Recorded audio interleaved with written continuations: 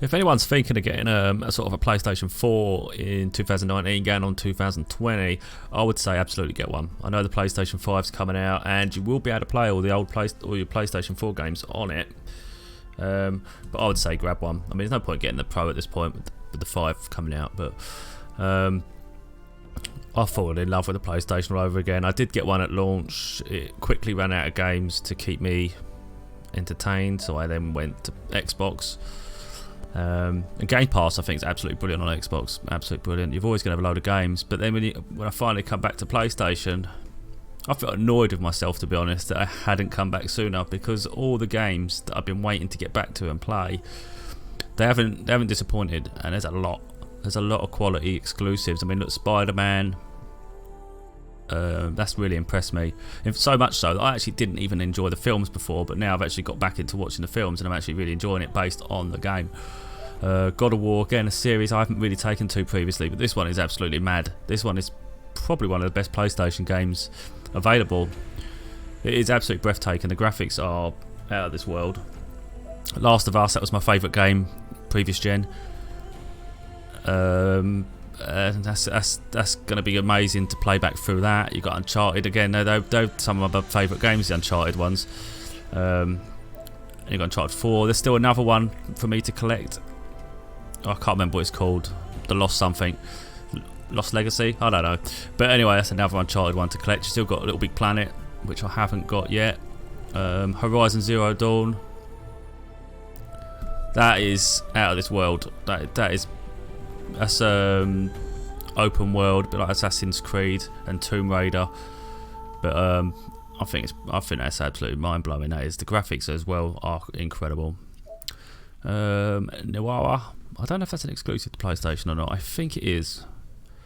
It's difficult, a bit like Dark Souls, but actually really, really engaging. That is. Killzone, that was a launch title, I think, with the PlayStation. Previously completed it. You grab that cheap. I got that second hand for £2.50. £2.50. But mad. But obviously the one game I really wanted, one of, is Wipeout. They've stopped making them, and I wanted to make sure I got it. And I've managed to get all these on sale, to be honest. Most of them cheap. Modern Warfare came with the PlayStation, which made the PlayStation dirt cheap once you take away the cost of the game. Black Ops 4, haven't really bothered playing it because I got Modern Warfare, but that was a cheap purchase as well.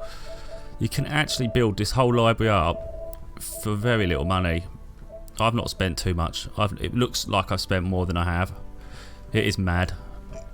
Like Uncharted 4, that cost me £6. Ridiculous. You know. But yeah, you add them up based on what I've got at the moment. 1, 2, 3, 4, 5, 6, 7, 8, 9, 10. I've got 10 exclusives right now that aren't available on Xbox. They're specifically PlayStation. And like I say, there's still more to collect. There's a lot more to collect, actually. And when you're stuck on just Xbox, you sort of turn your mind off a little bit to the other world out there, I suppose. Because I am PC mainly, and I've enjoyed Xbox. But I would say absolutely go for a PlayStation. You can have all the games in the world with the Xbox, but none of them really mount up to the quality on this. They don't mount up to it. Personally, I do like Sea of Thieves. I think Sea of Thieves is great. It's very underrated. But apart from Sea of Thieves and Gears of War, there's nothing really on the Xbox. I mean, you've got Halos, but that seems to be a dying breed. Forza Horizon, overrated in my opinion. It gets boring quick just racing around like that. But there's nothing else to play. They're just relying on all the other games that are available everywhere else. But these ones are exclusive, and so for me personally, since I got this, I've been blown away by it, to be honest. And obviously you've got Games Pass, but you've also got PlayStation Now here, and that shocked me because the games on this are mental. Before there wasn't a lot available, and the price has just reduced as well, because I think it's something like $12.99 or something before. But everything's new here. I mean, you've got most of the exclusives available. They did recently add 2019, yeah, F1 2019. You can only get 18 on Game Pass. So that's something they're outdoing them. Shadow of War. So a lot of the games are actually on Game Pass, are actually on PlayStation Now, plus the exclusives. Which, to be honest, shocked me, because I didn't think PlayStation were sort of as active with their thing. I can't really show the price of it. Let's have a look. Let's have a look at that, because I know there's for £50 a year you get a whole. I mean, it's 50 quid for a whole year. Oh, they're not showing it. Okay, but yeah, you can get it for a whole year for 50 quid. I haven't took the plunge myself based on the library I've already bought. But I can't come out of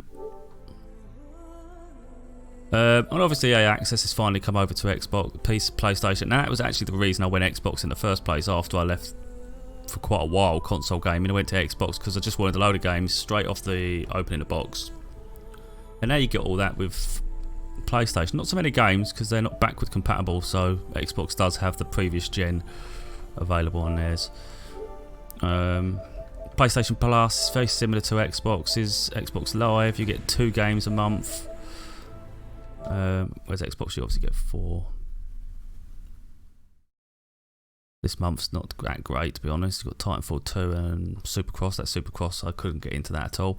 Titanfall 2, by this point, I think most people have either played it or own it.